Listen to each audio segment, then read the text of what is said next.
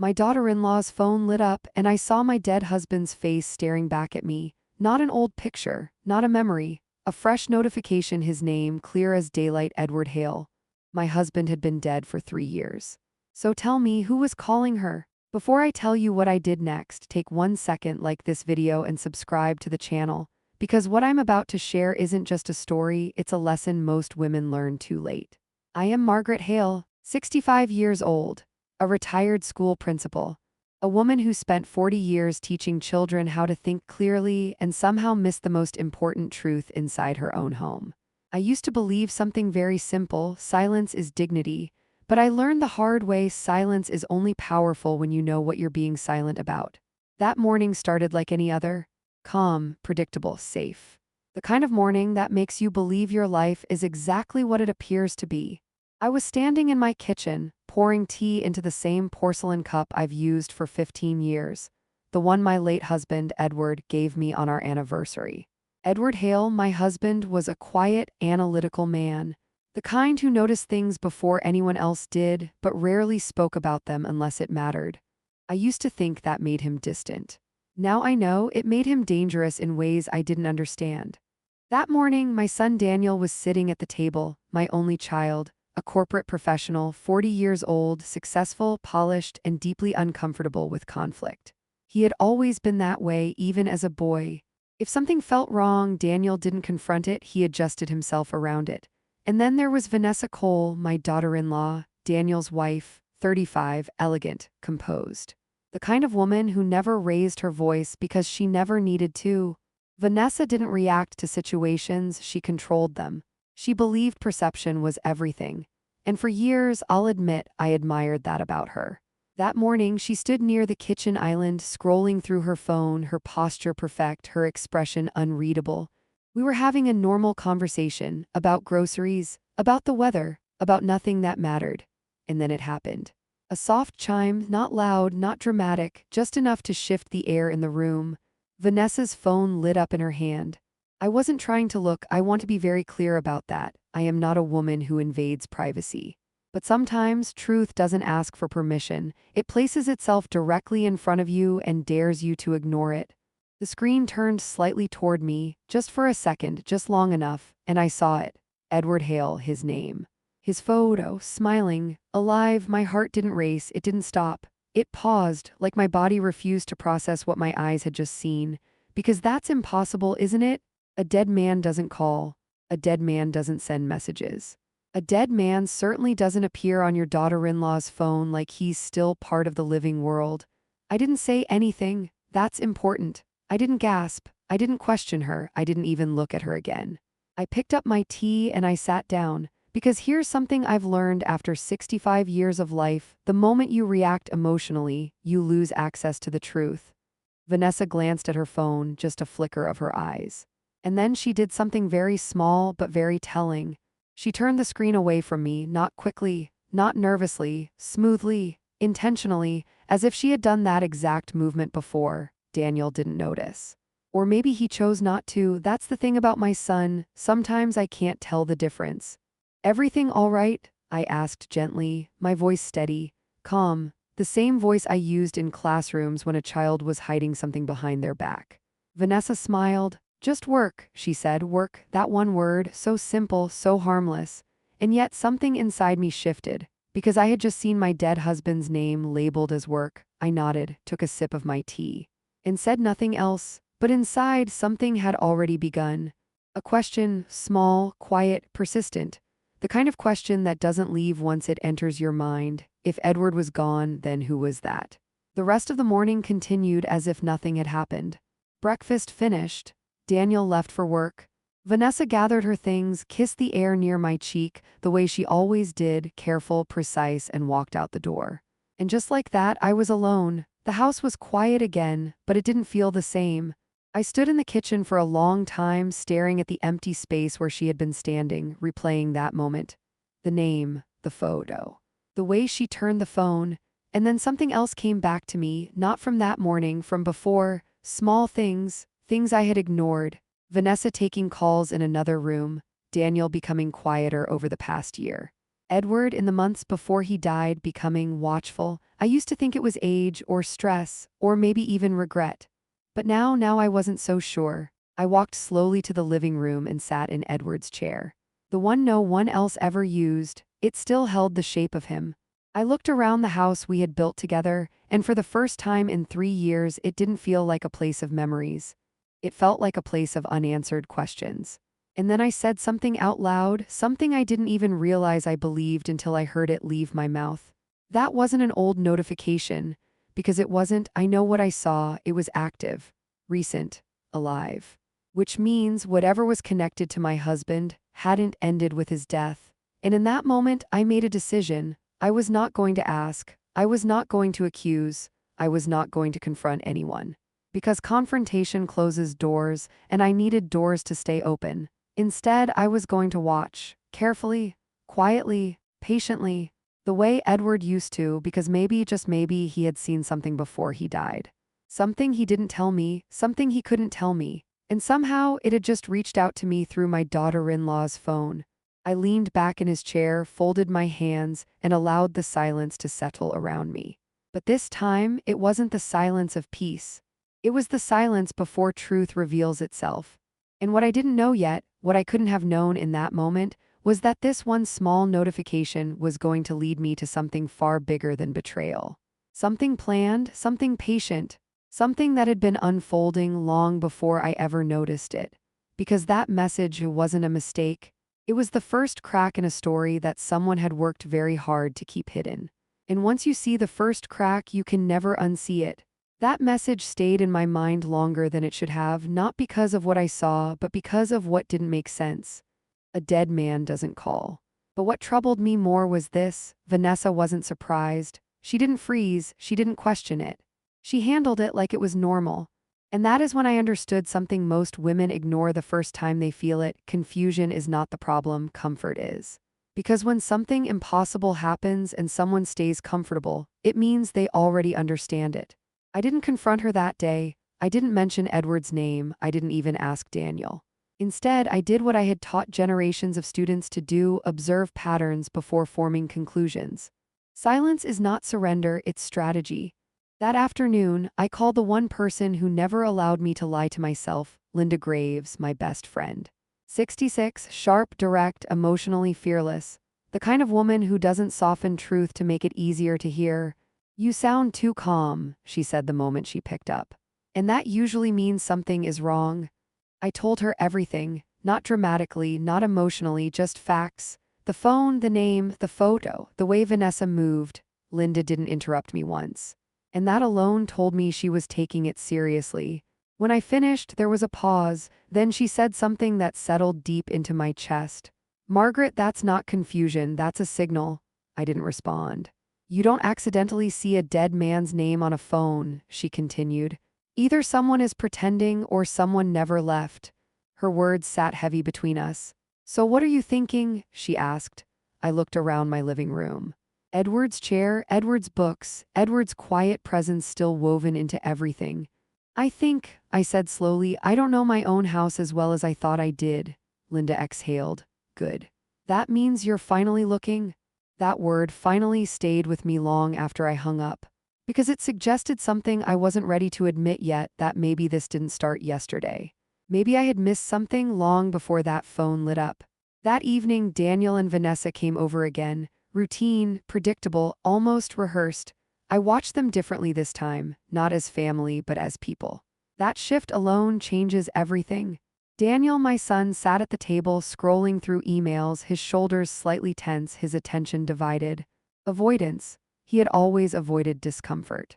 Even as a child, he would rather adjust himself than question something that felt wrong. Vanessa moved through the kitchen effortlessly, controlled, precise. Every gesture measured, every word intentional. She smiled at the right moments, spoke at the right times, and revealed nothing. I served dinner. We sat together, conversation flowed, light, normal, safe. And yet, there was something underneath it now, something invisible but undeniable. At one point, Vanessa's phone buzzed again. This time, she didn't let the screen turn toward me. She picked it up instantly, too quickly, checked it, locked it, placed it face down, and smiled. Just work again, I asked gently. She met my eyes, calm, steady. Always, she said, and smiled. But this time, I smiled back differently because I wasn't asking for information anymore. I was confirming behavior. Later that night, after they left, I did something I hadn't done in 3 years. I went into Edward's study. I had kept it untouched since his death, not out of grief, but out of respect. Some spaces deserve silence, but silence only works when truth lives inside it. The room smelled the same: paper, wood, time. I sat at his desk, and for the first time, I didn't feel like I was remembering him. I felt like I was looking for him. Edward Hale, my husband, was not a careless man. He noticed details. He prepared for outcomes. He never reacted without understanding the full picture. So I asked myself a question I should have asked sooner. If Edward had seen something, where would he leave it? Not emotionally, logically. I opened drawers, slowly, methodically. Nothing unusual at first. Documents, old files, tax records neatly organized, exactly as expected, until I reached the bottom drawer. It didn't open fully, just slightly, like something inside was stopping it. I paused.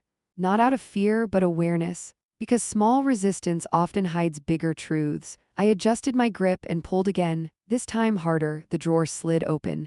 Inside, everything looked normal, too normal, and that's when I saw it: a folder. Plain, brown, no label. Edward always labeled everything. Always. I picked it up, held it in my hands, and for a moment I didn't open it, because something inside me already knew this was not something he forgot. This was something he placed, intentionally, carefully, for someone to find, and I had the strange, unsettling feeling that someone was me. I opened the folder. Inside, documents. Printed emails, financial records, dates circled in red. Notes in Edward's handwriting, and one word written across the top page: watch. My fingers tightened slightly around the paper. Watch, not act, not confront. Watch. My husband wasn't reacting, he was observing, just like I was now. And suddenly, everything shifted. Because that meant one thing. Edward had known something before he died, something important enough to document but not expose. And if he didn't expose it, there was a reason. I flipped through the pages. Names. Transactions, dates, patterns I didn't fully understand yet, but I could feel their weight. And then I saw something that made my breath slow, not faster, slower. A name: Vanessa Cole, and beneath it another name: Arthur Bennett. Arthur Bennett, Edward's closest friend, a man I trusted, a man who had stood beside me at Edward's funeral, a man who had looked me in the eyes and said he lived a good life. My hands rested on the folder, still, steady. Because now the question was no longer what is happening, the question had changed. Who already knows, and that question is far more dangerous. I closed the folder, gently placed it back where I found it. Because I wasn't ready to move yet, not until I understood the pattern, not until I knew who was playing and who was pretending. I turned off the light in Edward's study and stood in the doorway for a moment. 3 years ago, I thought I had lost my husband. But standing there in the quiet, I realized something I wasn't prepared for. He hadn't left me, he had left something for me, and I had just found the beginning of it.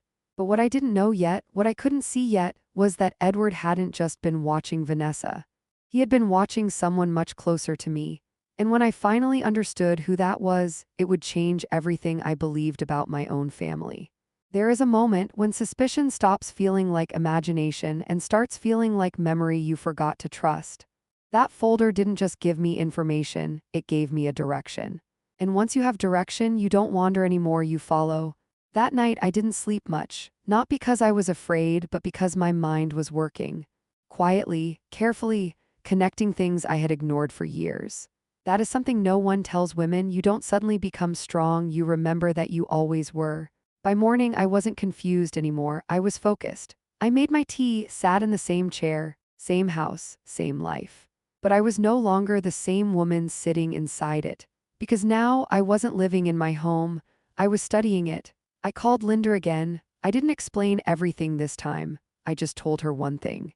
I found something Edward left. She didn't ask what, she asked the right question. And does it change how you see things? I looked at the study door across the hall. It changes everything. Linda's voice softened, but not with comfort, with clarity. Good, then don't rush. Women lose power the moment they rush to feel instead of understand. That stayed with me because that had been my mistake before, trusting without observing, loving without questioning. That ends now. Later that afternoon, I did something deliberate. I called Arthur Bennett, my husband's closest friend. 69, loyal, steady, the kind of man who always seemed to carry more than he said. At the time of Edward's death, Arthur had been everywhere, helping, supporting, quiet, reliable, and now his name sat inside that folder, next to Vanessa's. That was not coincidence, that was connection. Margaret, he answered warmly. It's been a while. It has, I said calmly. I was hoping you could come by this evening. A pause, not long, but long enough. Of course, he said. Everything all right? I smiled slightly. I just found something of Edward's and I think you might understand it better than I do. Another pause, this one quieter. I'll be there, he said. That evening I prepared dinner. Not because I needed to, but because routine makes people comfortable. And comfortable people reveal things. Arthur arrived right on time. He always did. Same posture, same calm expression. But I noticed something I hadn't noticed before. His eyes didn't rest. They moved, subtly, taking in the room, measuring. That's when I understood something clearly. Arthur wasn't just a loyal friend. He was a man who knew how to watch. We sat at the table, talked about ordinary things, weather, health, time, but underneath it something else was building, and then I placed the folder on the table. Gently, not dramatically, just enough to shift the conversation. Arthur's eyes dropped to it, just for a second, but that second told me everything. Recognition, not confusion, not curiosity, recognition. I found this in Edward's study, I said, my voice calm, even. I thought you might help me understand it. Arthur didn't reach for it immediately. Instead, he leaned back slightly. Buying time. People do that when they're deciding which version of the truth to give you. Margaret, he said slowly, Edward kept a lot of things. He was thorough. I nodded. He was, which is why I know this wasn't random. Silence. Then I added, your name is in it. That's when he looked at me directly. And for the first time, I saw something I had never seen in Arthur Bennett before. Not fear, not guilt, conflict. He picked up the folder, opened it, flipped through the pages slowly. Like a man rereading something he already knew but wished had changed. He didn't tell you, Arthur said quietly, not a question, a statement. No, I replied, he didn't. Arthur closed the folder. His hands rested on it, still. He wasn't ready, he said. I tilted my head slightly. Or he didn't trust that I would see it the right way, Arthur exhaled slowly. He trusted you more than anyone, he said. That's exactly why he waited. That answer didn't comfort me, it sharpened me. Then you can start telling me now, I said, calm, direct, no emotion, because emotion weakens negotiation and this was no longer a conversation. Arthur hesitated, and in that hesitation I saw it. He knew everything, but he wasn't going to give it all at once. That meant one thing, he was protecting something or someone. Edward noticed patterns, Arthur began carefully. Things that didn't add up. I stayed silent, let him continue. Financial movements, conversations, timing. He paused, looked at me. He thought Vanessa was involved in something. I didn't react because I already knew that. And you, I asked. Arthur's jaw tightened slightly. I helped him look into it. That word, helped, not discovered, not questioned, helped. So Arthur had been part of this from the beginning. And what did you find? I asked. Arthur looked down at the folder again, then back at me. Enough to be concerned, he said. Concerned? Such a careful word, such a safe word, but I was no longer interested in safe words. Arthur, I said quietly, my dead husband just appeared on my daughter-in-law's phone yesterday. That broke something in his expression, just slightly, but enough. That's not possible, he said. I leaned forward. That's exactly what I said. Silence filled the room, heavy, real, and then Arthur did something unexpected. He lowered his voice. Margaret, if you're seeing things now, then it's already started. My fingers tightened slightly on the table. What has? I asked. Arthur looked at me, and for a moment I saw regret.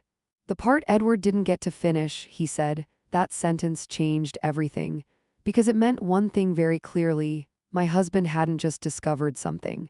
He had been building something, and he didn't live long enough to complete it. I leaned back slowly, my mind steady, focused.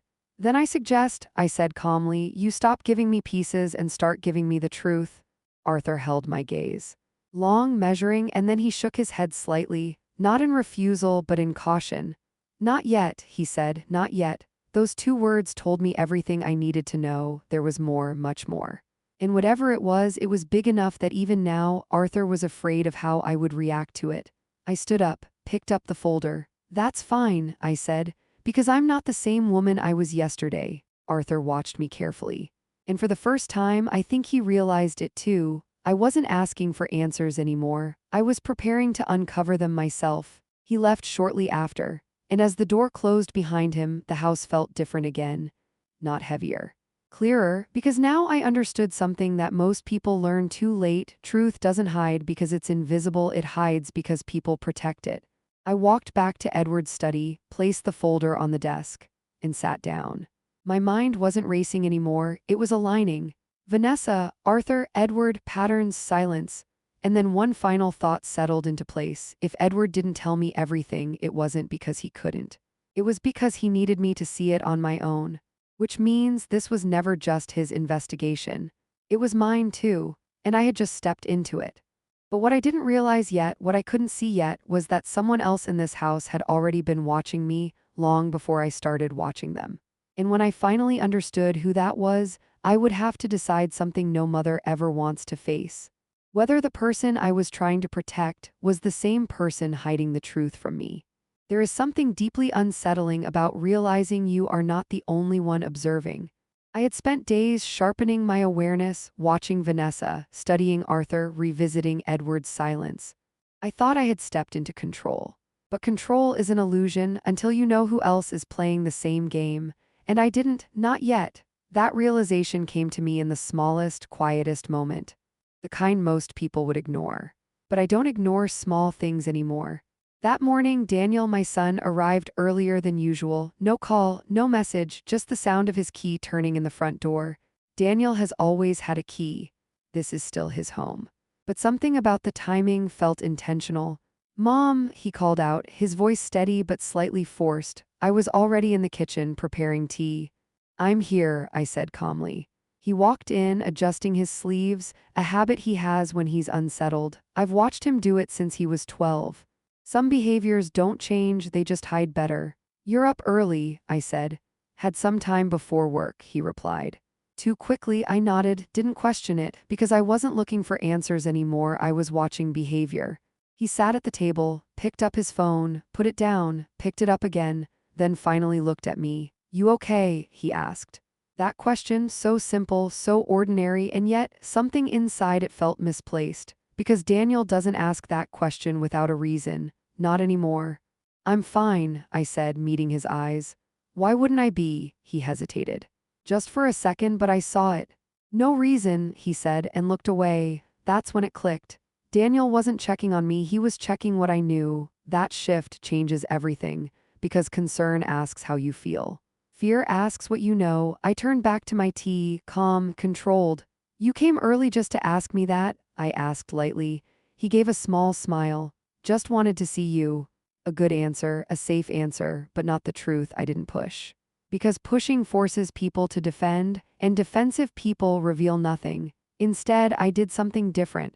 I let silence do the work. Silence is uncomfortable for people hiding something. It stretches, pressures, exposes. And Daniel has never been good at sitting in it. "Mom," he said after a moment, "have you been going through Dad's things lately?" There it was, not direct, not obvious, but precise, targeted. He wasn't guessing, he was confirming. I turned slowly, looked at him. "Why would you ask that?" I said. He shifted slightly in his chair. "Just wondering," he said. "Vanessa mentioned you might be organizing some stuff." Vanessa mentioned, of course she did. That meant one thing very clearly. She was watching me, and she had noticed something change. That was faster than I expected. I smiled gently. "I've been in the house for 3 years, Daniel. I think I'm allowed to open a few drawers." He exhaled slightly. Relief. Small but visible. That told me something important. He didn't know what I had found, not yet, but he was worried I might. And that meant whatever Edward left behind, Daniel had at least some awareness of it. "Of course," he said quickly. "I didn't mean—" "I know what you meant," I interrupted softly. Not sharp, not harsh, just enough to stop him. He looked at me again, searching, measuring, just like Arthur had, just like Vanessa did. And in that moment, something settled into place inside me. This wasn't just about Vanessa anymore. This wasn't just about Edward's discovery. This was bigger because my own son was standing in front of me trying to understand how much I knew. And that means he knew something too. I poured my tea, sat across from him, calm, still. Daniel, I said gently, has something happened that I should know about? He froze, not physically. Internally, I saw it in his eyes, that quick flicker of calculation, what to say, what not to say, and then he did what he has always done. He chose comfort over truth. No, he said, everything's fine. Everything's fine, the most dangerous lie in any family because it doesn't just hide truth, it delays it. I nodded, took a sip of my tea, and let him sit in his answer. Because now I wasn't trying to get the truth from him, I was confirming the distance between us. He left shortly after, a little too quickly, a little too relieved, and as the door closed, I didn't feel hurt. That might surprise you.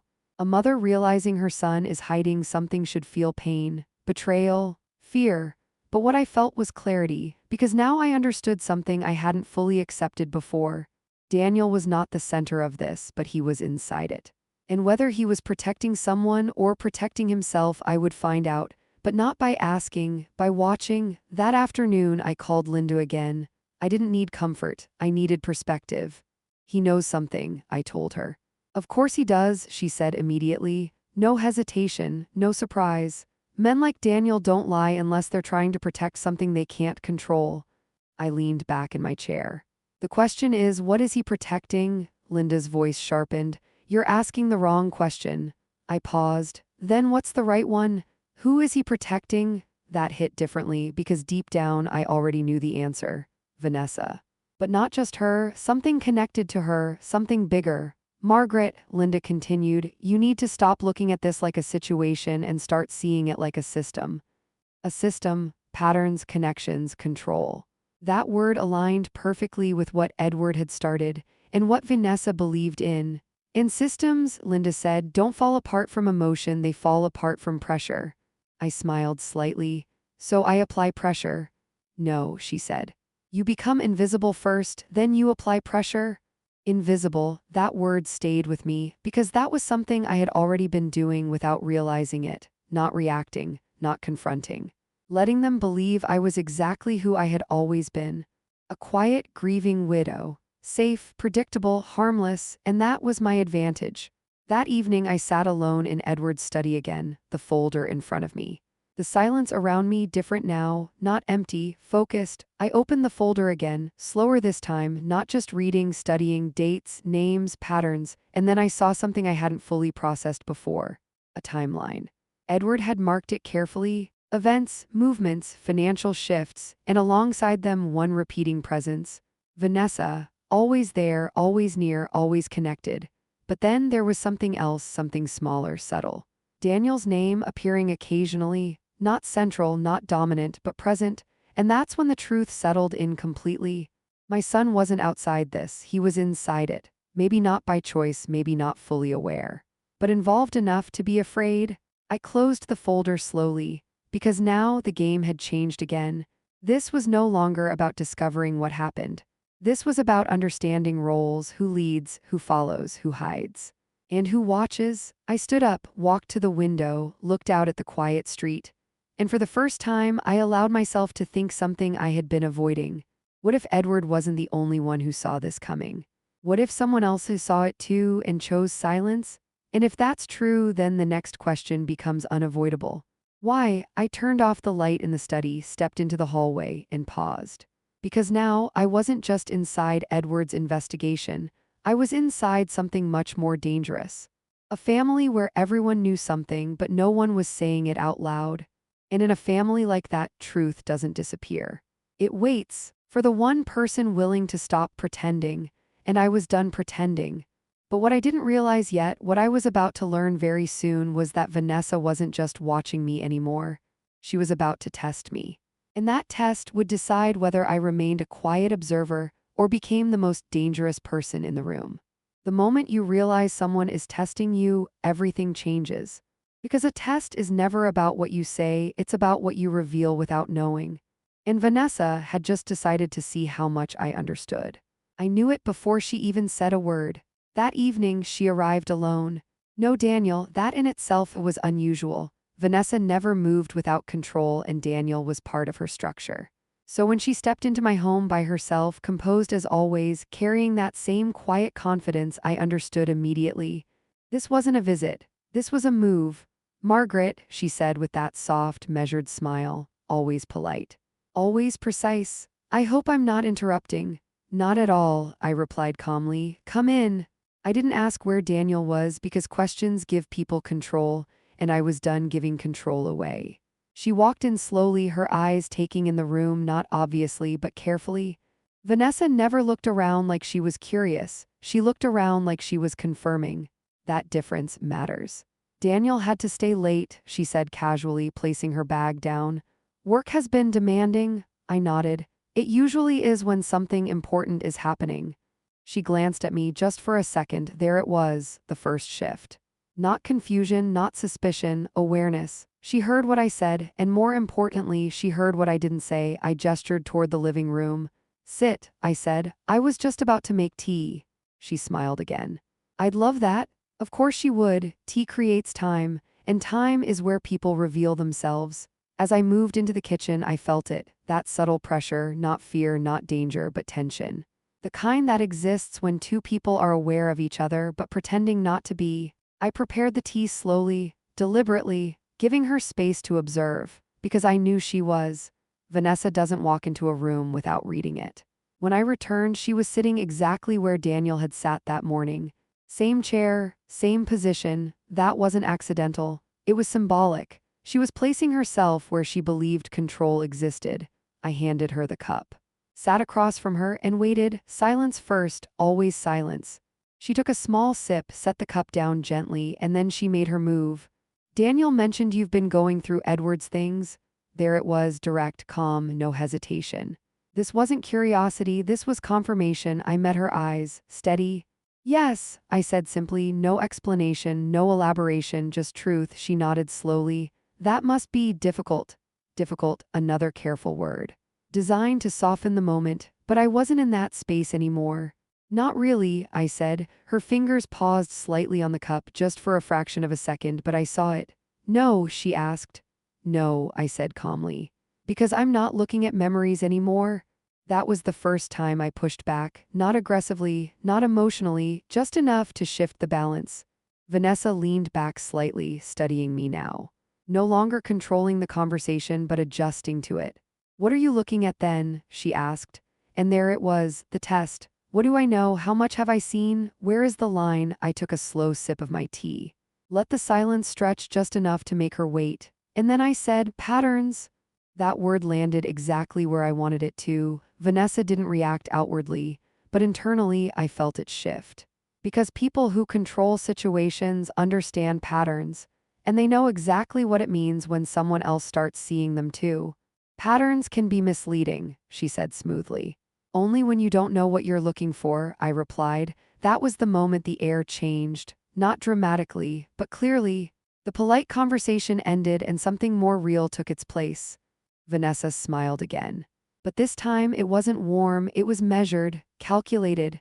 You've always been very perceptive, Margaret, she said, compliment, softening tactic. I've used it myself in classrooms. It doesn't work on me anymore. And you've always been very careful, I replied. Her eyes held mine for a second longer than before. Then she nodded slightly. Respect. Not for me as a person, but for me as a variable. That's when I knew she had confirmed something. I wasn't harmless anymore, but she still didn't know how dangerous I was, and that was exactly where I needed to be. She finished her tea, stood up, smoothed her coat. I should go, she said. Of course, I replied. As she walked toward the door, she paused just for a moment, then turned slightly. Margaret, I looked at her. Some things are better left the way they are, she said gently. A warning, not obvious, not aggressive, but clear. I smiled softly. Only when they're meant to stay hidden, I said. She held my gaze, and for the first time there was no smile, no softness, just recognition. Then she turned and left. The door closed quietly behind her, and I stood there in the silence. Not shaken, not afraid, but certain. The game had begun, and I hadn't started it. But I was no longer behind. That night I called Linda. I told her everything, every word, every pause, every shift. She listened the way she always does when something matters. She tested you, Linda said. I know. And, she asked, And now she knows I'm not blind, I said. Linda was quiet for a moment. Then she said something that changed the way I saw everything. Good, now she'll make a mistake. I frowned slightly. Why? Because people like Vanessa don't fear resistance, Linda said. They fear unpredictability. And you just became unpredictable? That made sense. Vanessa controlled outcomes, managed perceptions, directed narratives, but she needed people to behave in expected ways, and I had just stepped outside that expectation. Which meant she would have to adjust, and when people adjust under pressure, they slip. I sat in Edward's chair again, the same chair, but I wasn't the same woman anymore. I wasn't waiting for answers, I was creating conditions. That's when I realized something about Edward. He didn't leave me a solution. He left me a position. A place inside the system where I could see it clearly, where I could move without being seen, where I could let others reveal themselves. I looked at the folder again, then at the door Vanessa had just walked through, and one thought settled into place with complete clarity. She thinks she's in control, but control only works when no one is watching the controller. And I was watching now, carefully, quietly, completely. But what I didn't know yet, what I was about to understand very soon, was that Vanessa wasn't working alone in this moment. Because while she was testing me, someone else was about to break. And when that person finally spoke, it wouldn't just expose the truth. It would force me to make a decision I had been avoiding since the very beginning. Whether I was ready to lose the version of my son I still believed in. The moment you realize someone is testing you, everything changes. Because a test is never about what you say, it's about what you reveal without knowing. And Vanessa had just decided to see how much I understood. I knew it before she even said a word. That evening, she arrived alone. No Daniel, that in itself was unusual. Vanessa never moved without control, and Daniel was part of her structure. So when she stepped into my home by herself, composed as always, carrying that same quiet confidence, I understood immediately. This wasn't a visit. This was a move. Margaret, she said with that soft, measured smile, always polite. Always precise. I hope I'm not interrupting. Not at all, I replied calmly. Come in. I didn't ask where Daniel was because questions give people control, and I was done giving control away. She walked in slowly, her eyes taking in the room, not obviously but carefully. Vanessa never looked around like she was curious. She looked around like she was confirming. That difference matters. Daniel had to stay late, she said casually, placing her bag down. Work has been demanding, I nodded. It usually is when something important is happening. She glanced at me just for a second. There it was, the first shift. Not confusion, not suspicion, awareness. She heard what I said, and more importantly, she heard what I didn't say. I gestured toward the living room.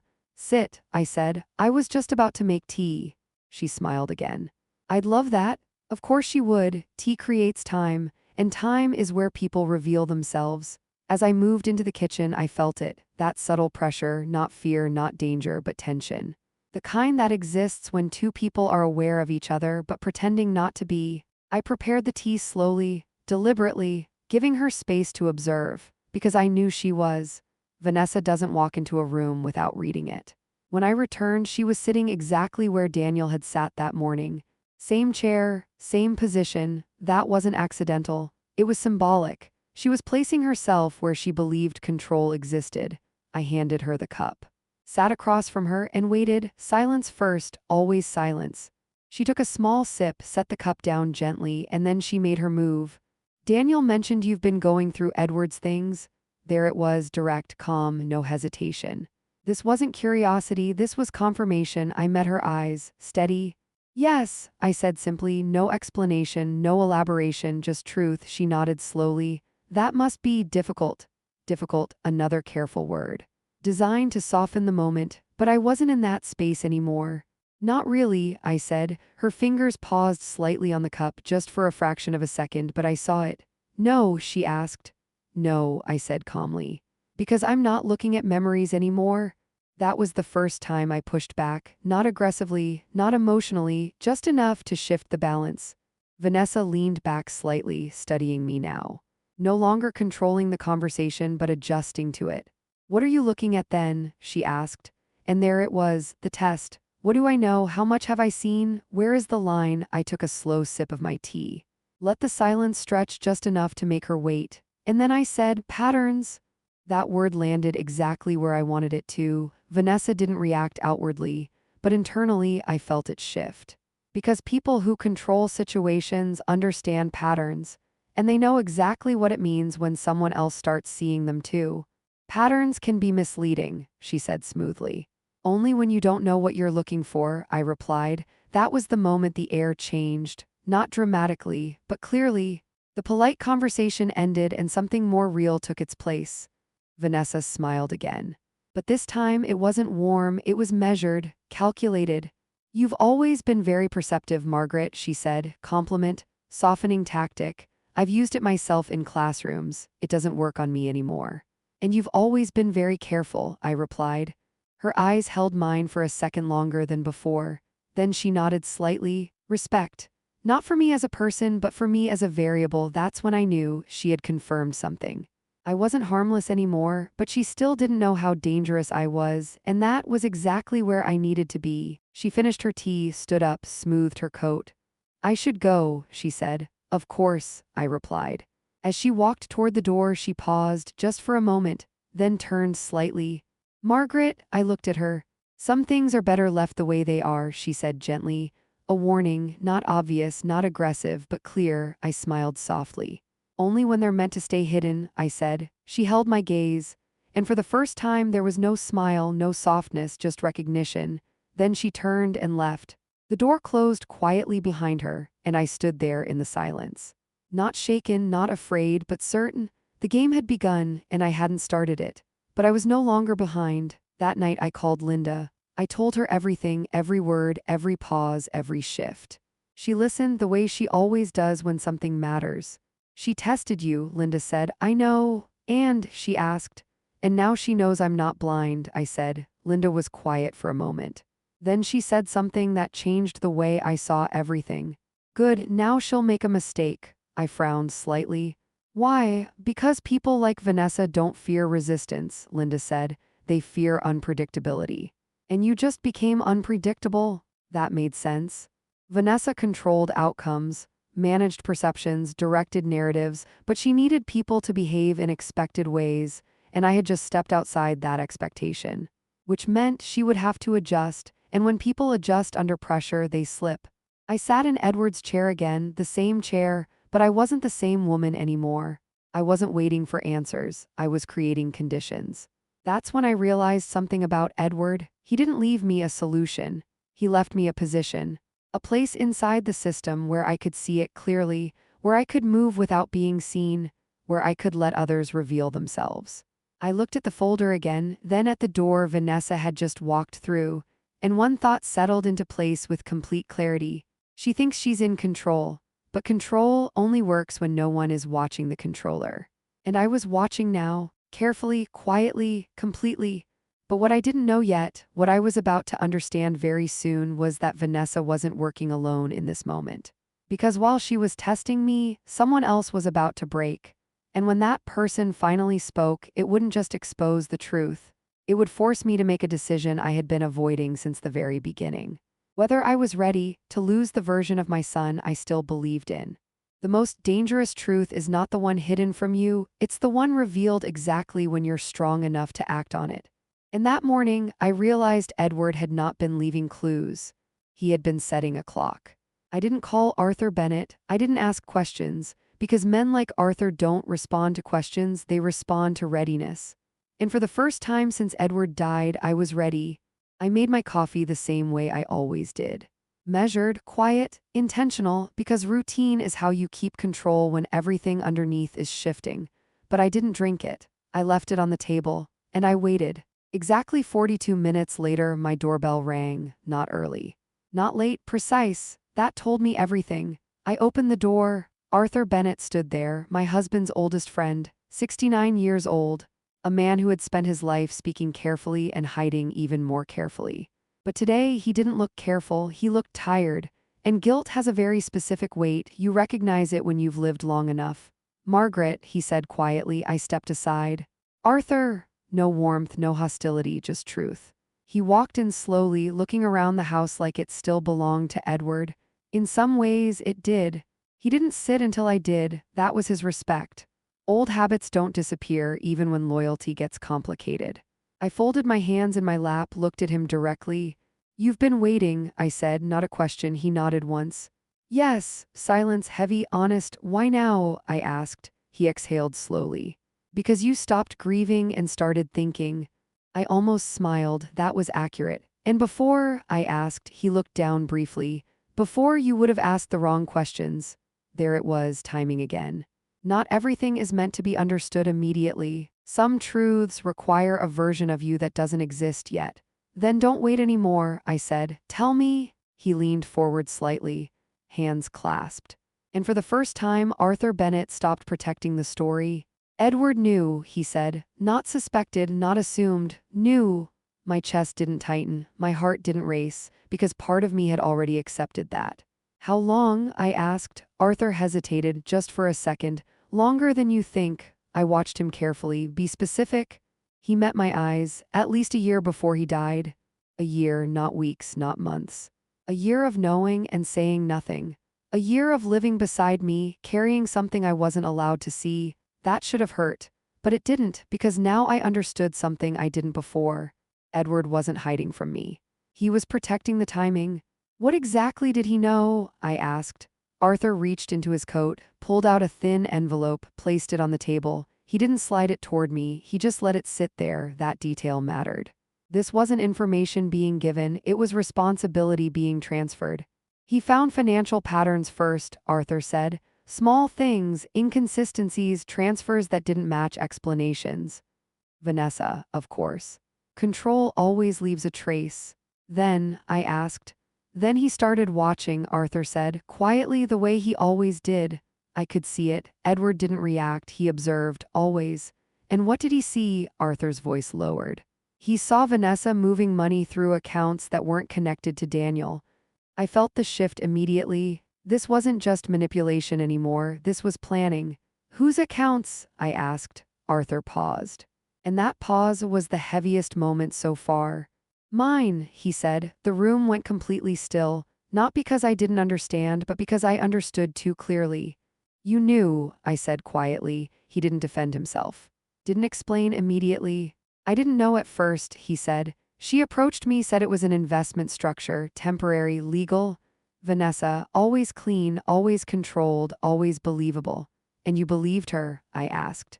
He shook his head slowly. At first I wanted to. Honesty, finally. But Edward didn't, I said. Arthur looked at me. No, he said. Edward never believes anything that doesn't align with pattern. That was my husband, not emotional. Not reactive, precise. So what did he do? I asked. Arthur leaned back slightly, like he was stepping into a memory he hadn't wanted to revisit. He didn't confront her, he said. He didn't confront Daniel. I nodded. That made sense. Confrontation destroys evidence. He started building a structure, Arthur continued. A controlled exposure. My eyes narrowed slightly. Explain, Arthur's voice steadied. He moved certain assets, quietly reassigned access. Created discrepancies that only someone manipulating finances would notice.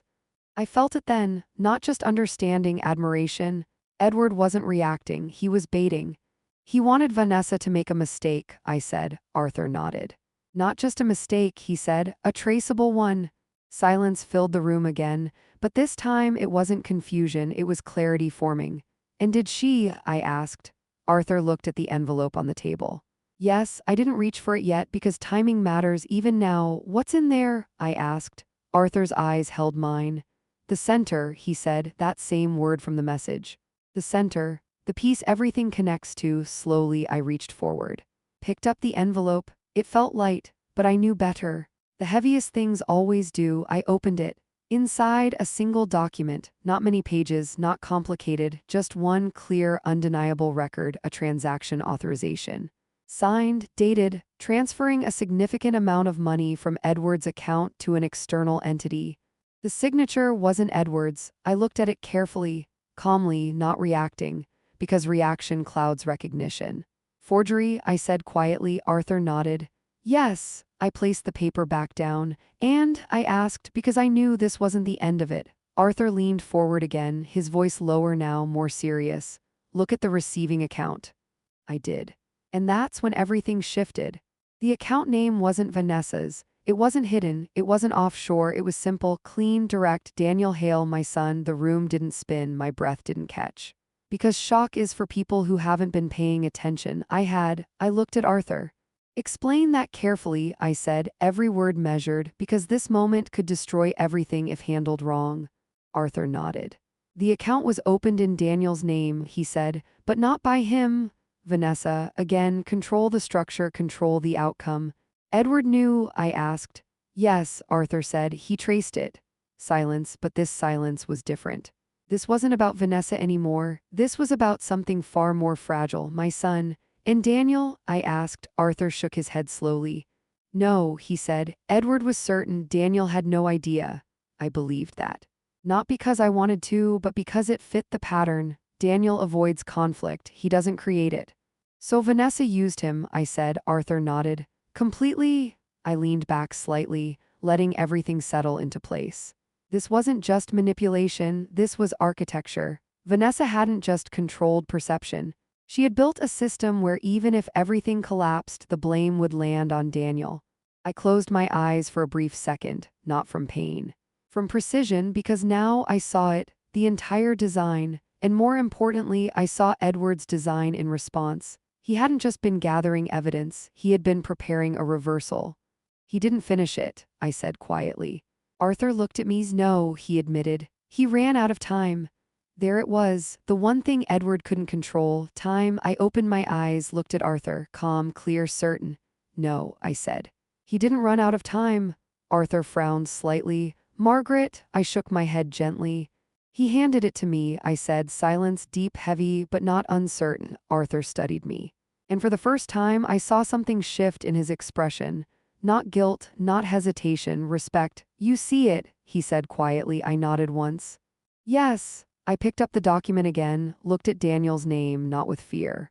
Not with doubt, but with understanding. This wasn't his mistake. This was his trap, and traps can be reversed. I stood up slowly, walked toward the window, looked outside. Everything looked normal, quiet, peaceful, controlled. Just like Vanessa always preferred. But control only works until someone understands the system behind it. And now I did. I turned back to Arthur. She thinks she's still ahead, I said. He nodded. She does. I allowed myself a small, controlled smile. Good, I said. Arthur raised an eyebrow slightly. Good, yes, I said calmly, because overconfidence is the only mistake people like her can't recover from. Silence. Then Arthur stood up slowly. What are you going to do? He asked. I looked at him, not as a grieving widow, not as a confused mother, but as something else entirely now. I'm going to let her finish the story, I said. Exactly the way she planned it. Arthur's eyes narrowed slightly. And then, I held his gaze, steady, unshaken. I'm going to show her who's actually been writing the ending. He nodded slowly, then turned to leave. But before he reached the door, I spoke again. Arthur! He stopped, didn't turn around. You waited this long, I said. Make sure you don't hesitate again. He gave a small nod. I won't. And then he left. The door closed. The house went quiet again. But this time, it wasn't the quiet of confusion. It was the quiet before execution. I looked down at the document one more time. Daniel's name, Vanessa's control, Edward's design. And my role finally clear, because this was never about discovering the truth. It was about using it. And what Vanessa didn't know, what she couldn't possibly see yet, was that the next move wasn't hers anymore. It was mine. And the moment she realizes that will be the moment everything she built collapses. The most dangerous moment for a manipulator is not when they are exposed. It's when they still believe they're in control while everything has already been taken from them. And that's exactly where Vanessa was the night I invited her over. I didn't confront her. I didn't accuse her. I invited her to dinner. Because truth doesn't need volume, it needs timing. Daniel, bring Vanessa tonight, I had said that morning. My voice calm, normal, almost warm. He hesitated. Of course he did. Mom, is this a good idea? It's the right time, I said, not explaining, not convincing, just stating. That's something I learned over the past few weeks. When you speak with certainty, people stop questioning. And Vanessa, she walked in exactly as I expected. Composed, elegant, controlled. My daughter-in-law, Vanessa Cole, 35 years old. A woman who built her power on perception. And tonight, she thought she was walking into another performance she could manage. She smiled. Perfectly.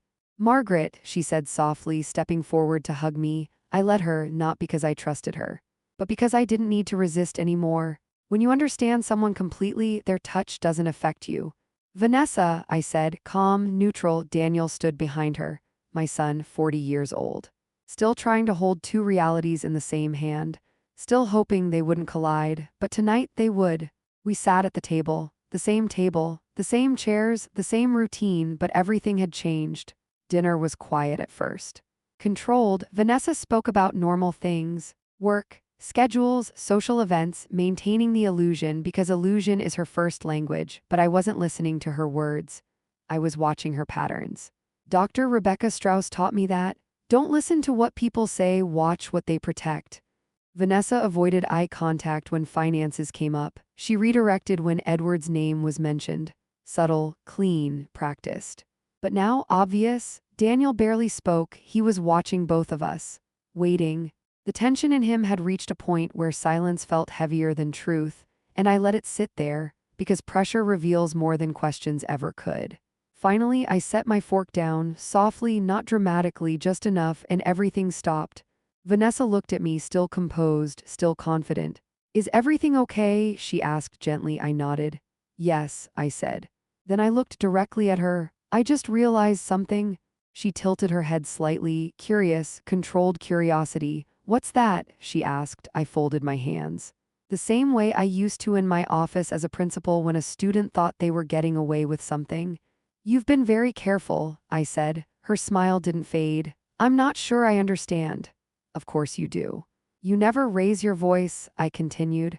You never react emotionally. You always choose the version of the story that makes you look reasonable.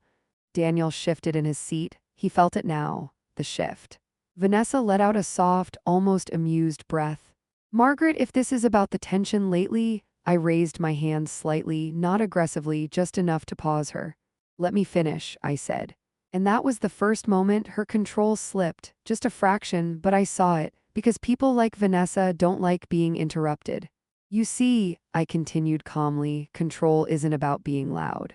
It's about being believed. Silence. She was listening now, not responding, listening. And you've been very good at that, I said. Then I reached beside me, picked up the folder, Edward's folder, and placed it on the table, not sliding it. Not presenting it, just placing it there like something that had always belonged. Vanessa's eyes moved to it, just for a second, then back to me. What is that? She asked, her voice still steady, but now careful. This, I said, is where your control ends. Daniel's breath caught slightly. He looked at the folder, then at Vanessa, then at me, and I saw it. The moment his denial started breaking, Vanessa leaned back slightly, crossing her legs. A subtle defensive posture. Margaret, I really don't think. Daniel, I said softly. He looked at me immediately. Open it. He hesitated. Of course he did, because opening that folder meant choosing truth. And once you choose it, you can't go back. Mom, he started. I held his gaze, steady, certain. Open it. He reached forward slowly, his hand trembling just slightly, and he opened the folder, page by page. Document by document, the forged signatures, the financial transfers, the account in his name, the structure Vanessa built, the structure Edward exposed. The room went completely silent. No movement, no sound, just truth sitting there. Daniel's face changed first, confusion to realization to something deeper, something heavier. Vanessa, he said quietly. He looked at her, not as a husband, as a man trying to understand what he had been living inside. Tell me this isn't what it looks like. There it was, the final chance, not for her, for him. Vanessa didn't panic, she didn't raise her voice, she didn't break, because that's who she is. Daniel, she said softly, this is exactly what I meant. Your mother is misinterpreting things. Control the story, always. Those documents don't prove anything, she continued calmly. They're taken out of context. I almost smiled, because this was her final move, not denial. Redirection, but this time it wouldn't work. You're right, I said quietly. She looked at me, slight surprise. They don't prove anything on their own. Daniel frowned slightly, confused, then I reached into my pocket. Pulled out a small device, a recorder, and placed it on the table. Vanessa's eyes moved to it, And this time she didn't hide the reaction fast enough. But this does, I said. I pressed play, Arthur's voice, clear, direct, followed by Vanessa's. Conversations, plans, structure, control, not emotional, not chaotic, calculated, precise, undeniable. Daniel froze completely. The room didn't move, time didn't move, because truth, when it's complete, stops everything. I stopped the recording, silence heavy, final. Vanessa didn't speak immediately. For the first time, she didn't have a prepared response, and that's when I knew it was over. Daniel, she started, but he raised his hand, not aggressively, but firmly. Don't, he said, his voice different now, not weak, not confused, clear. He looked at her, and I saw it, the awakening. Just don't, he repeated. Vanessa's composure cracked, not loudly, not dramatically, but enough. Because she realized something in that moment. She wasn't controlling the room anymore. Daniel stood up slowly, looked at me, then back at her. How long? He asked. No emotion, just truth. Vanessa didn't answer. Because some questions don't have answers that can fix anything. I stood up as well. Calm, steady, not angry, not emotional, because this was never about revenge. This was about completion. It's done, I said quietly. Vanessa looked at me. Really looked this time. And for the first time, she saw me, not as a passive widow, not as someone to manage, but as the one person who had understood everything. You planned everything so carefully, I said, every detail. Every move. I stepped closer, not threatening, just present. But you made one mistake. Silence. She didn't ask what it was because she already knew. You thought you were the only one thinking ahead, I said. And then I placed my hand gently on Edward's folder. You weren't. That was it. No shouting, no chaos, no dramatic ending, because real endings are quiet, final, unavoidable. Vanessa didn't fight, didn't argue. Because there was nothing left to control. The story she built had already been rewritten. She left that night, not defeated loudly, but completely. And sometimes that's the only kind of ending that matters. Later, Daniel sat across from me. The house quiet again, but different now, lighter. I should have seen it, he said. I shook my head gently. No, I said, you weren't supposed to. He looked at me, confused. Then who was? He asked. I smiled slightly. Calm, certain. I was, I said. Silence. Then he nodded slowly, because now he understood not everything but enough. I stood up, walked toward the window, looked outside. Everything looked the same, but it wasn't, because I wasn't. I wasn't the woman who waited anymore. I wasn't the woman who ignored discomfort. I wasn't the woman who chose peace over truth. I had become something else, something stronger, something precise. Silence was never my weakness. It was my preparation, and now it had done exactly what it was meant to do. It had revealed everything. And if there's one thing I want every woman listening to understand, it's this. You don't need to be loud to be powerful. You don't need to react to be strong, and you don't need permission to see the truth. Because the moment you do, the story changes. And when it does, you don't just survive it. You control how it ends. And mine. Mine ended exactly the way it was always meant to. Quiet, clear, and completely on my terms.